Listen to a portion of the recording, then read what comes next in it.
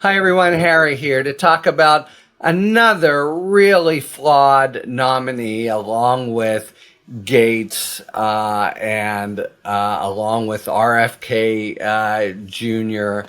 and others. But hello, Pete Hegseth, whose professional resume that makes him now the nominee for defense secretary has been being a weekend host, not even a daily host, but a weekend host of a Fox News show.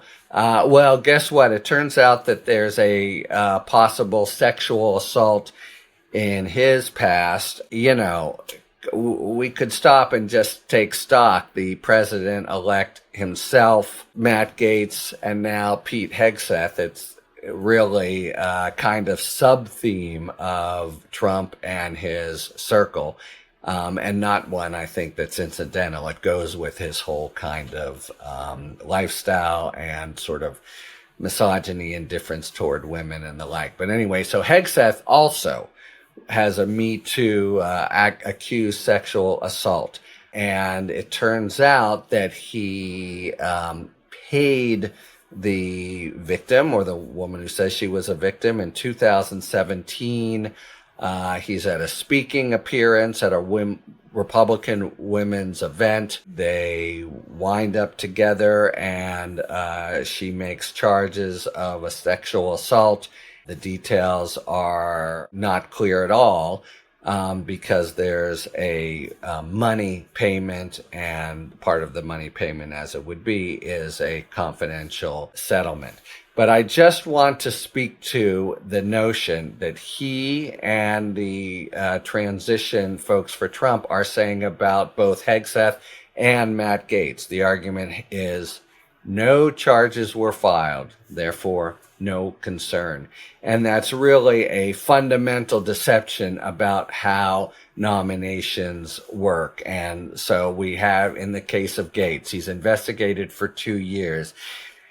Joel Greenberg, his co-defendant, winds up doing 11 years. The conduct really does seem to be pretty clearly established. In fact, he boasts about it all the time. The DOJ chooses not to bring charges, apparently out of concern about the solidity on the stand of the main victim witness, the woman who was under 17 at the time of the alleged sex trafficking. But the big point here is there is a world of difference between DOJ concluding that in the case of Gaetz that he's cleared, as he's put it, and DOJ deciding, as it could for any of many reasons, not to bring charges. And so we're now in the context of a nomination for Attorney General, the highest law enforcement position in the land. And when there are background issues, you do a background investigation and a background interview with the FBI, where you ask Gaetz everything, and false answers are felonies, and then you fan out. And it goes to the senators to decide what's happened here. Is it a stain on his character that means he shouldn't be AG? And is it actually a national security risk? As with Gaetz, I think it could be. So many people have information, and he's so publicly denied it, they really would have leverage on him. Okay, but back to Hegseth. In the same way that he paid off a woman and no charges were brought, says next to nothing about what happened and whether it's something that reflects on his suitability, character, qualification to be defense secretary. Now, look, maybe it doesn't. There are all kinds of complicated personal issues, sexual issues, financial issues, drug issues that arise in almost any person's background. So the point is not, he's not suitable to be defense secretary. The point is the defense that, well, they didn't bring charges is irrelevant, if not really sophistry, and that there's something that needs to happen here. Needs to happen with Gaetz, needs to happen with Hegseth, needs to happen with all nominees.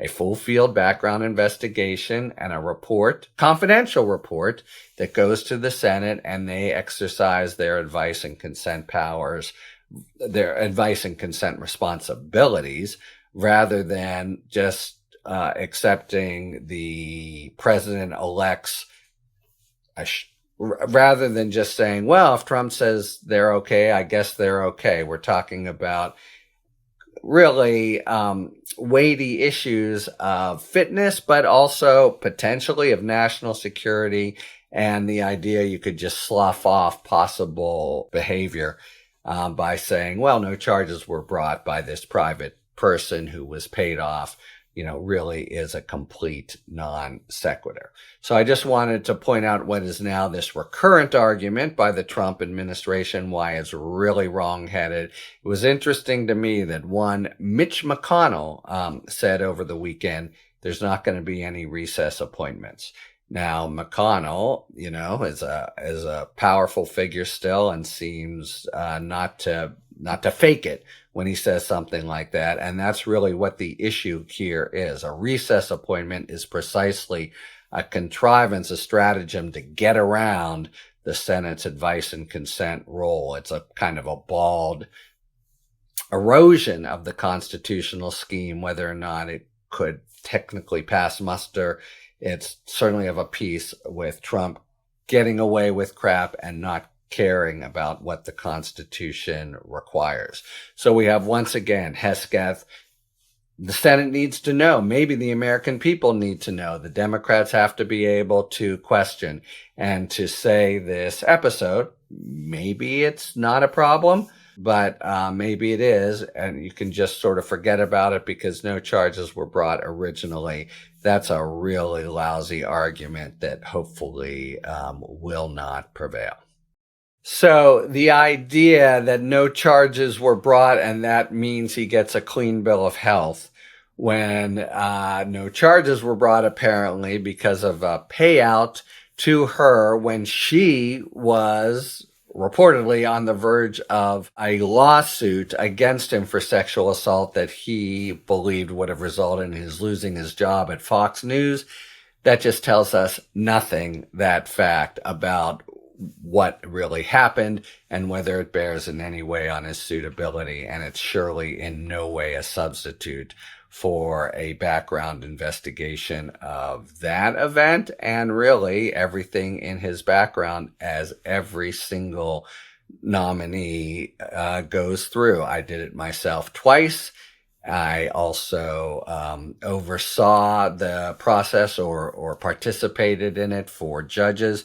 It is very exhaustive, but it needs to be, given the responsibility that nominees will exercise once they're confirmed by the Senate. Talk to you later.